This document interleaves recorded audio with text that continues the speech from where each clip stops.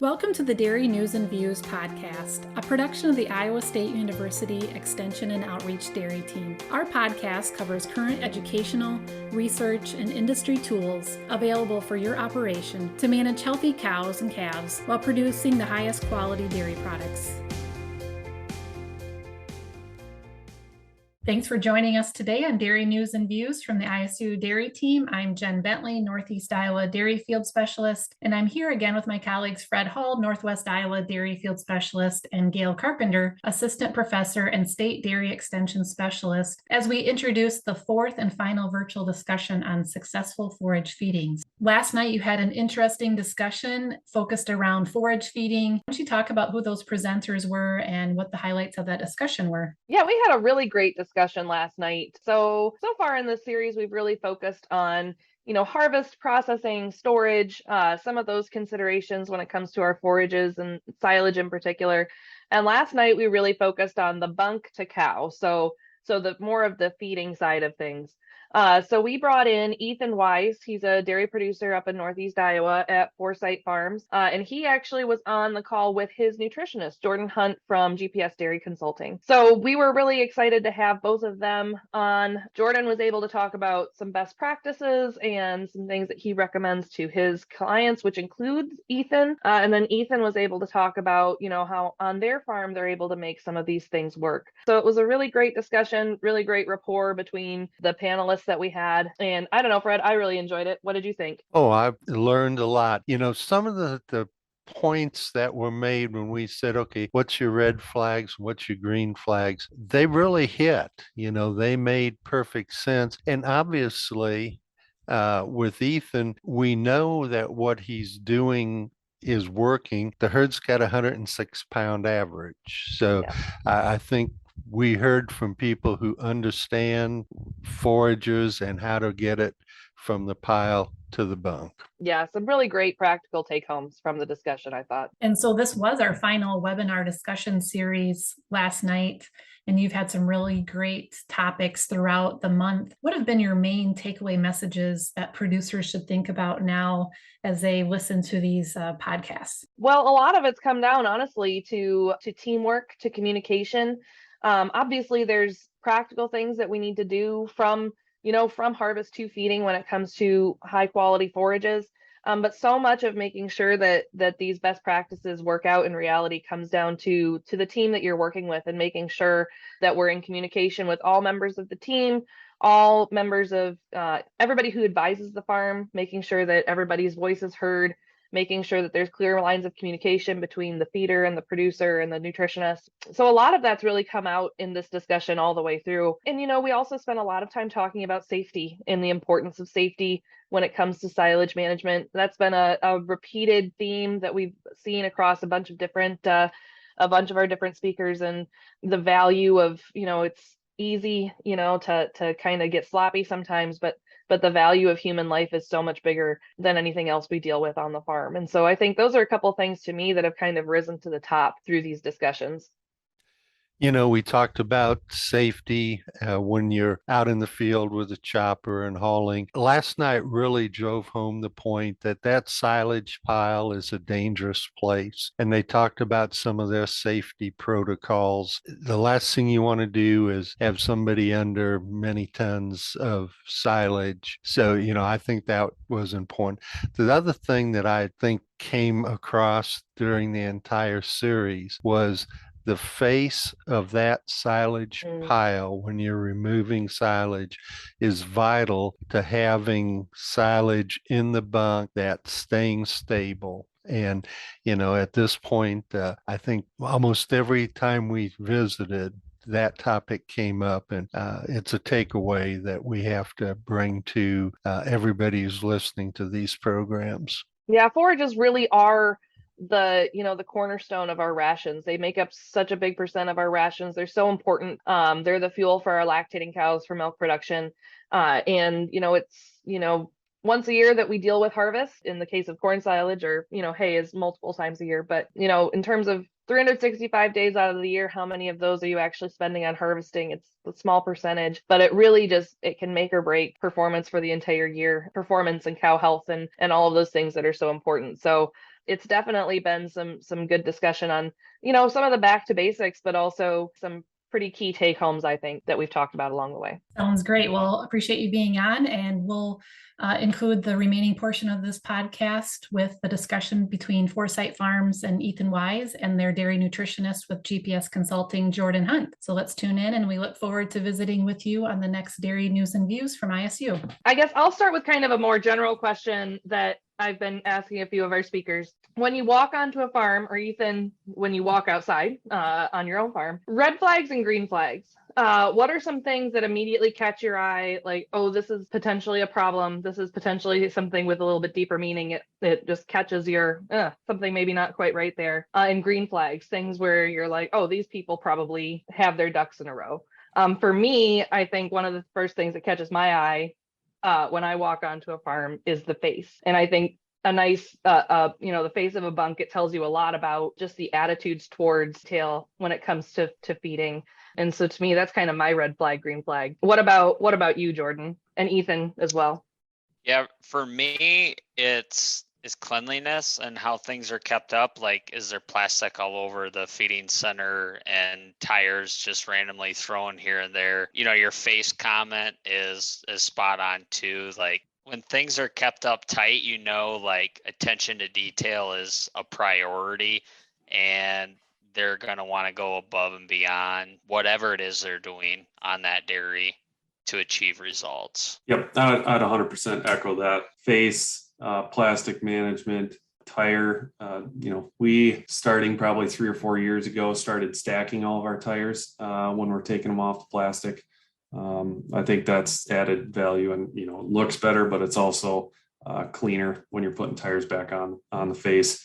So that means something to me. And then, the overall appearance of the feeding equipment.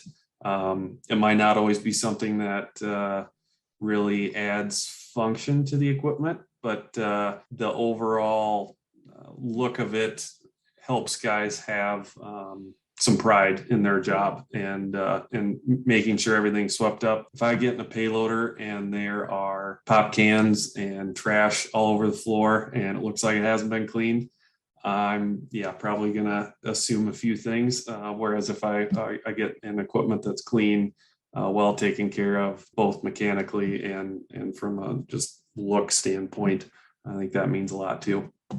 Well, I won't have you get in my car then. Ethan, kind of outline for us.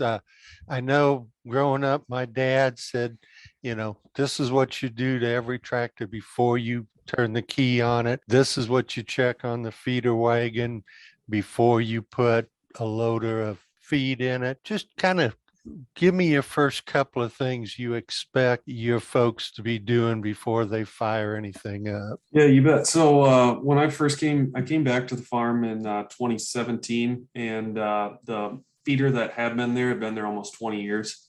So I was relief feeding opposite of him. Shortly after coming back, he decided to retire. So I stepped into the everyday feeding there for probably 6 months to a year. And then ended up training a Hispanic guy that had worked for us for 10 years. And his understanding was a skid loader, basically. Had never been in a tractor. So it took about a month of every single day, pretty much every batch, watching everything.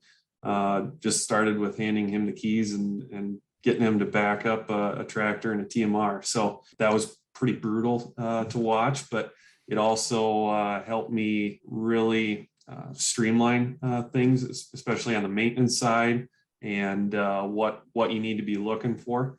So every day our guys pull in.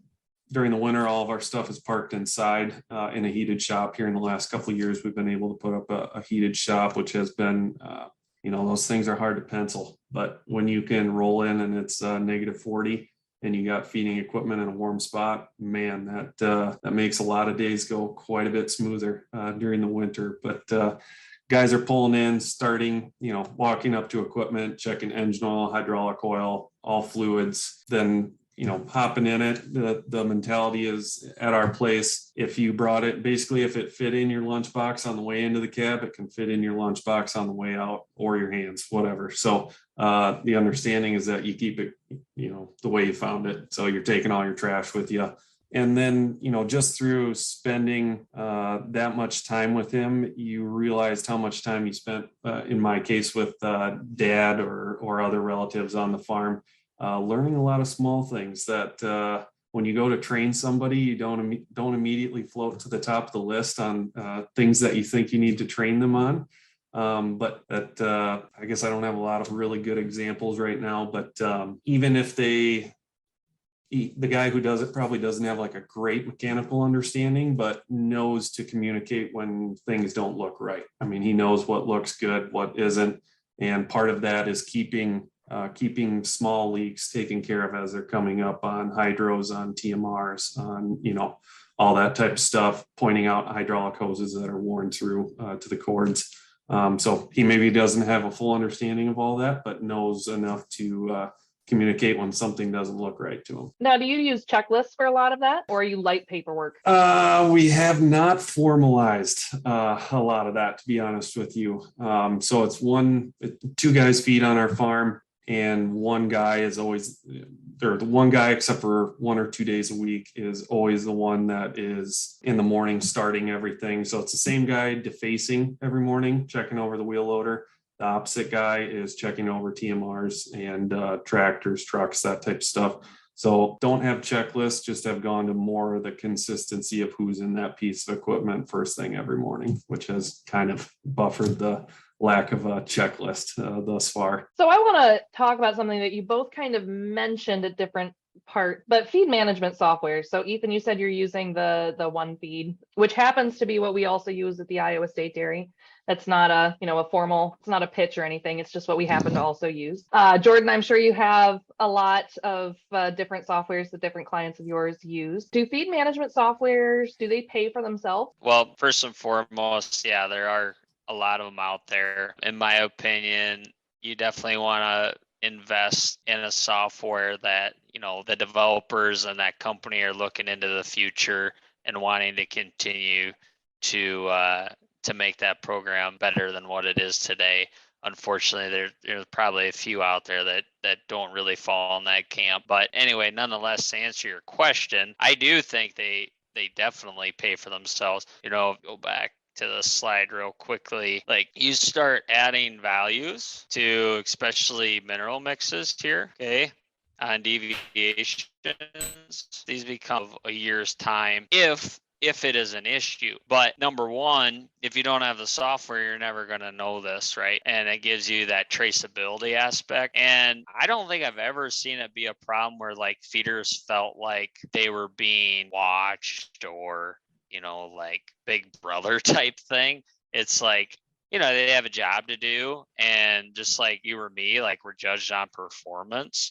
And we want to definitely review it in a professional way, in a positive way. But if there's areas that they're not performing well and with the accuracy, the feeding software, like, you just wouldn't be able to do with the feeding software. You just talk generalities. Mm-hmm. So I think the payback is huge on them. There's no question. Yep, I would agree 100%. On those deviations, probably the biggest thing is that gap between management and who's doing the mixing and the understanding of what that costs. I just spilt a little bit of canola, or, the lactating mineral mix spilt a little bit on the way to the wagon. Well, as part of the onboarding process, we walk through, how those costs multiply, how a percent here or there really adds up. So being able to assign values to that and then be able to track that through a feed software has a lot of value. And for us, it's just being able to instantly, with one feed, so everything's synced wirelessly. They're tablet-based software, and uses a cell signal so that you're sending data instantaneously. So, it starts raining, takes you 2 seconds to change dry matters, and pen counts change something from the herdsman comes through where he's going to change something differently than the way he had pen counts entered in the morning when the guy called feed. But you just make that change right there. Yeah. And then the other piece of this is utilizing refusals. So we do raise our own replacement heifers. We're able to on the fly use refusals either in low lactation pens or with 2 heifers and change, in a split second, utilize all of the push out and then recalculate the entire batch to utilize all that push out, which at today's feed costs, it pays for itself extremely quickly. Are you doing incentives for your feeders based on this, or is it just, are you just monitoring? We are not. We aren't doing any type of incentives. Just have been proactive on raising pay, and we're clear with the expectations up front. And so no, we haven't implemented anything there yet. And like I said, in comparison to some farms, we're obviously on the smaller end, just having a couple guys with their hands in it. So it's pretty easy for it to kind of be a pride or a little bit of a competition thing between a couple guys, versus some bigger dairies who might have, 10 guys on there, where it's pretty easy to get lost in the shuffle. Yeah, we're able to do that with some of our student feeders as well. They a little competition can go a long way. Yep, exactly. Let's talk for just a second about your push out. What's your target? Tell me how that plays. Boy, that I don't know those percentages right off the top of my head. We have that all figured out and posted at the dairy, but they're the targets based off of what your group has come up with. Jordan, I don't know if you know any of those percentages off the top of your head. As far as in general. So like what Ethan's talking, we'd like to have a way back board on FarmFred. So then you'd have like every pen, and then for the dairy, percentages really are like whatever. I mean, they want to know pounds, right? So then we can help figure out for each pen, like, pen 1, we want 500 pounds because that's 2.5% refusal. Cause that's kind of what we're looking at, is like around 2.5% for your main lactating groups. It would be our target.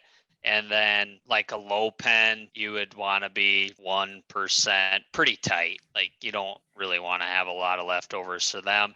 And then post fresh, we like to see 7 to 10%.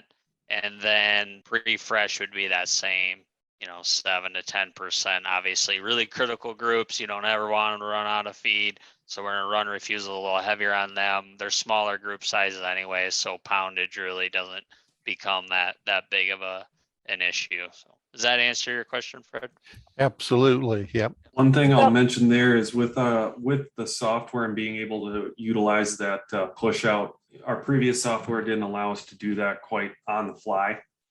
So we ran probably on the tighter end of those percentages. So when you get those big rainfall, snowfall type dry matter change events, we did have cows out of feed.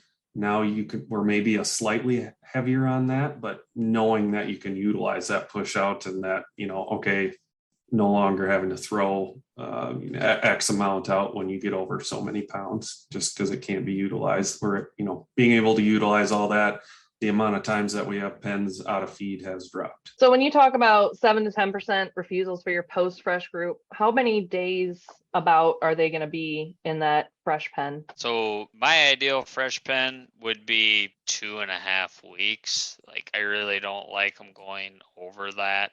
I guess I'll let Ethan speak specifically to his farm. But the reason I don't like them going over that, Gail, is it seems like, because especially if you have a specific post-fresh ration that's, a little higher fiber to help them transition from that pre-fresh diet, you can cap off, some peaks if you get out to 30, 35 days. So that's why I really like to avoid it. And if we got things humming, we should be able to just kick them out, to that high pen after a couple weeks. So, And I'll be honest, I don't get involved a whole lot in the barn, so I wouldn't have the best answer for you on that side. Yeah, we've talked a little bit about shrink with monitoring a little bit with the software, in your deviations and look at that a little bit. Other places that we can control shrink, lost feed, silages, concentrates, mineral mixes, things that you're doing, Ethan, or things that you recommend, Jordan? I would So say the we're just an open face commodity shed. So, you see these totally enclosed commodity buildings, batch boxes, that type of stuff. We're not to that size yet where that's probably feasible. One thing that we do that a few people probably don't. The joke with all nutrition guys, I think, is you can never have enough bays in your commodity shed. No matter how many you put in there, they're still going to want one or two more. So we are short a bay. We do a premix. We are short a bay to be able to put that premix in there. So to avoid having dry matter changes, that type of stuff, we don't want to do that premix right away in the morning. We just want to show up, start defacing, and start feeding cows. So we're doing that premix at night. To avoid those changes of dry matter and some shrink and stuff, we are leaving that. The load does fit in one TMR. We're leaving that loaded in the TMR till morning and then dumping it out. So I would say, that's nothing big, but that is something that we specifically do to help address some of that. Yeah, wind is going to be a big one. Wherever you can load and not be exposed to elements is going to help a lot on your shrink. The other thing, so we did a summer intern project on this, and I guess stay tuned on more results to come. But something simple is just smooth surfaces for loaders and equipment to run on. I mean, even farms that have pavement or concrete, like obviously that stuff doesn't last forever. So if you're finding a lot of potholes or eroded areas and, you got a bucket and it jolts and you're losing stuff, like those sort of things are what accumulate over a year's time and contribute to shrink. And then, yeah, these deviations are definitely a big part of it as well. I'd say you brought up a good point there, Jordan, on the smoothness of the concrete or asphalt, whatever you have. That that definitely helps with shrink. Also helps with load time. So load time, you got payloader running plus a tractor and mixer or two. So yeah, there's a lot of synergies that occur when you do have a nice level, even loading spot. What routes of communication do you have between yourself and your feeder? I know you mentioned that your feed management software works really well for that. If you have to adjust dry matter, you can do that real quickly, for example. We've talked a lot on this series about the importance of teamwork and making sure that everybody is kind of on the same page with everything. So what are you doing to make sure that those lines of communication are open? And do you have any, you said that you're a small enough team, you can kind of do a lot of face-to-face, but is that pretty much what you rely on? Yeah, mostly face-to-face, text once in a while. Of course, as issues arise and, maybe it's a weekend or something, or I'm not on the farm, video, text messaging, FaceTiming, that type of stuff all gets utilized. So yeah, a little bit of everything. I know some guys are using like WhatsApp, some type or, some stuff like that. For us, it's just been texting. I will say another person to really have in the mix is your herdsman, not only from a pen count standpoint, but a heads up on transitions in and out of different piles of feed. Just, preemptive deal. Hey, this week we're making a switch. Keep your head on a swivel if you start seeing, something break in the barns. Those proactive conversations are more fun to have than the, oh my God, everything's falling apart here type of conversation. So yeah, and then her manager's like, well, why didn't you tell me about that? Yeah, exactly. Yeah. That actually brings me up to another question I had for you, Jordan. So you talked about that silage transition, and you said you target 5 to 7 days when you're moving between bunks. And so you talked about a third, 2/3, half and half, and then 2/3, 1/3. If you have two silages that are very different for each other, say that starch digestibility, for example, is significantly higher in the bunk you're moving towards, do you stretch that out? Do you approach that transition any differently, or is that pretty much the 5 to 7 day formula what you're using across the board? Yeah, typically it's what I use across the board. Because the other thing that happens is, now you have two faces that you have to manage.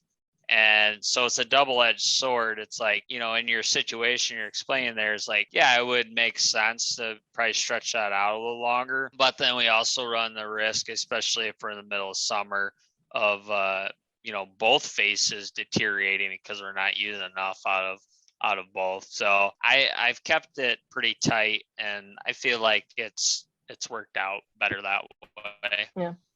I would agree. We actually just came out of a pile, and yeah, but by the end there, it's a struggle keeping it fresh, keeping it from heating.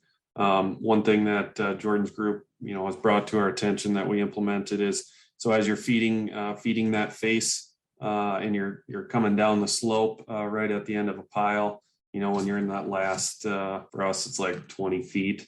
You turn and you start feeding 90 degrees from the face that you previously had. So that as you're getting down to that very last little bit of slope where you probably have a little bit of spoilage, you're going to try to do your best to keep some of that out of the TMR, that you're not feeding all of that the very last day that you're coming at it from the other direction, and trying to spread that out. Well, I guess we are rounding out at about 8 o'clock. So I'll end on maybe a big picture question.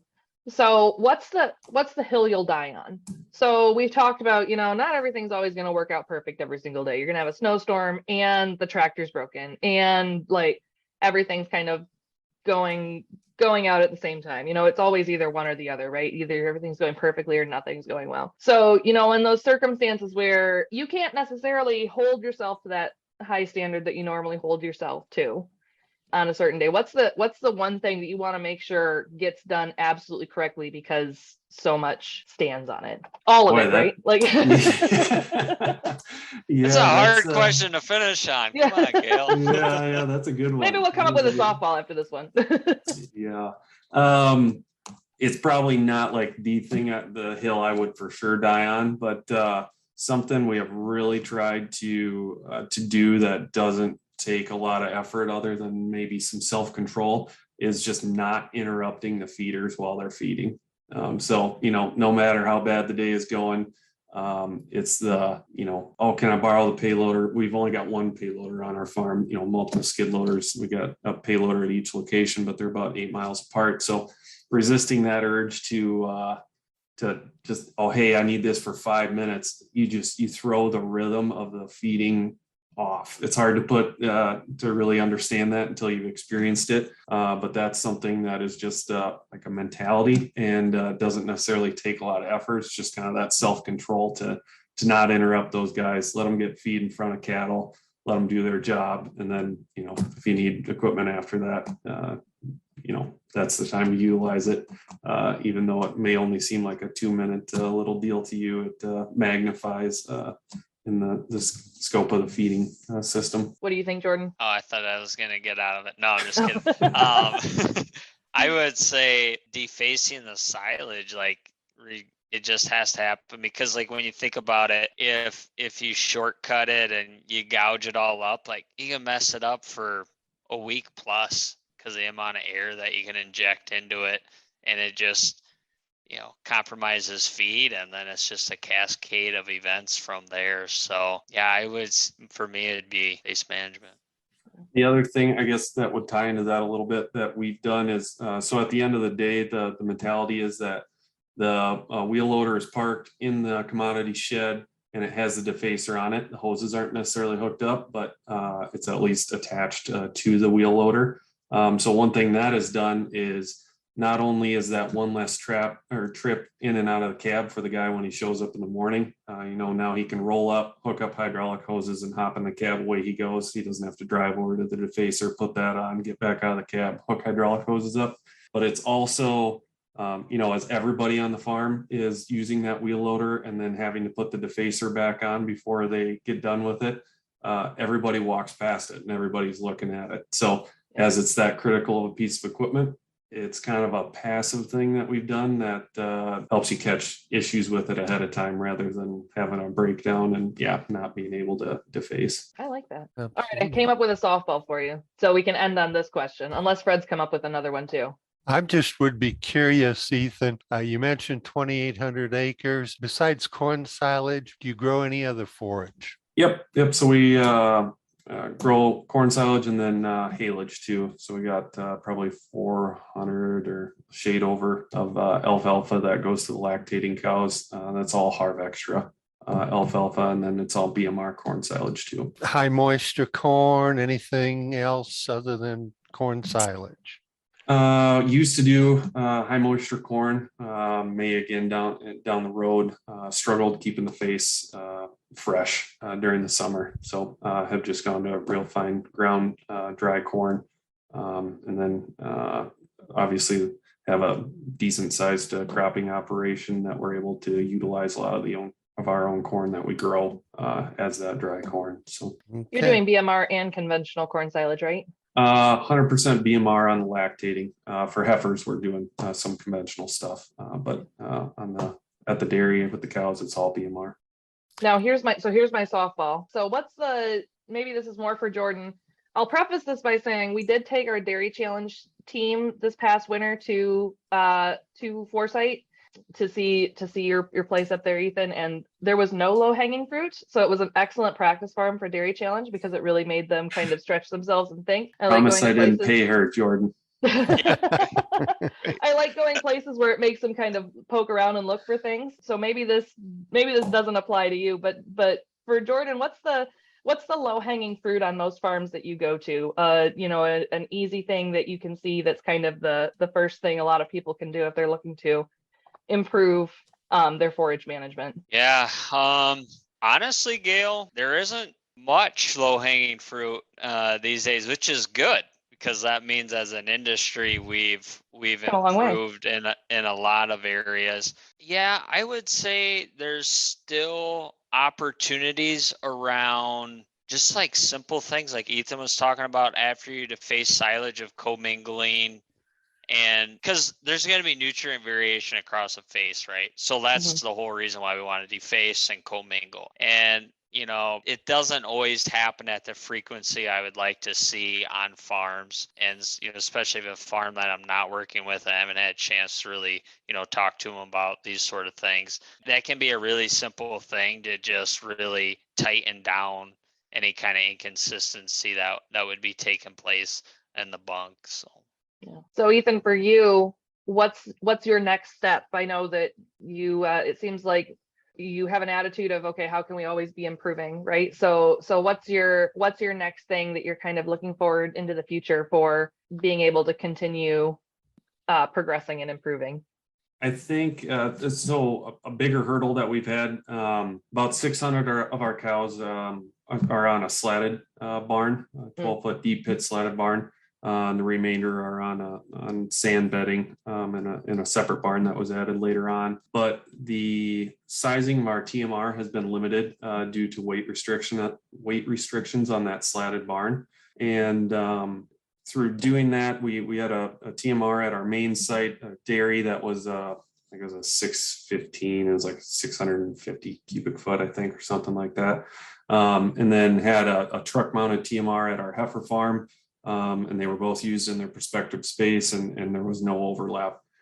Here in the last, it's probably been almost a year, somewhere in there, we started mixing with both of them up at the dairy, utilizing that smaller one just for the slatted barn. So we were doing like 13 batches with that smaller TMR. So it was just kind of a brutal haul for the mixing guy, I guess, at the main site. So we started mixing in tandem, utilizing both the truck and the tractor trailer TMR, and just watching a lot of the synergies that have been driven by little things like not having to get back out of the payloader 13 times. One guy stays in the payloader. It's all the small things. So I think just continuing to drive into the redundant things, and Jordan's group has started looking at it too. I'd started kind of reading about it prior to that, to their group bringing it on, but kind of that lean mentality around the mixing center and how we can drive that cost per ton of mixing and delivery down. I think something you always got to be cognizant of, and especially as we're going up against some of these bigger dairies that have indoor feed centers where shrink is almost non-existent, and have some really big TMRs. So how do you stay competitive with that? This institution is an equal opportunity provider. For the full non-discrimination statement or combination inquiries, go to www.extension.iastate.edu/diversity/EXT.